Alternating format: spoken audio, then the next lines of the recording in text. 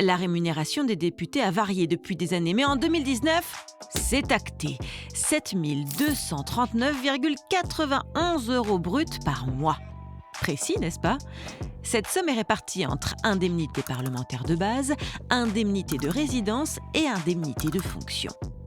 À tout cela s'ajoute une avance de frais de mandat censée servir aux dépenses liées à l'activité parlementaire et non à s'acheter des sous-vêtements, une indemnité d'hébergement lors de leur déplacement à Paris et un crédit pour rémunérer leur assistant parlementaire, ceux qui travaillent pour de vrai.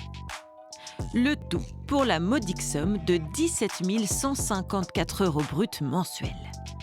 Annuellement, enfin, les pensionnaires du Palais Bourbon bénéficient d'une dotation matérielle, une enveloppe de près de 21 800 € pour financer leurs dépenses informatiques, leurs factures Internet ou encore leurs courses en taxi. Mais il n'y a pas que l'argent dans la vie. Il y a également les avantages. La première classe de la SNCF est entièrement gratuite, de manière à permettre à tous les députés, même les plus éloignés de la capitale, de pouvoir siéger à l'Assemblée nationale. Mais pas seulement, les déplacements personnels sont eux aussi offerts. Pourquoi pas ? Alors quand tout cela s'arrête, que le mandat se termine, eh bien ce n'est pas fini. L'ancien parlementaire obtient une allocation de retour à l'emploi, 3 191 € bruts mensuels, durant 6 mois, avant d'être dégressif, de quoi prendre le temps de rebondir et de préparer l'avenir. Une fois qu'on a dit ça, comprenons le pourquoi du comment.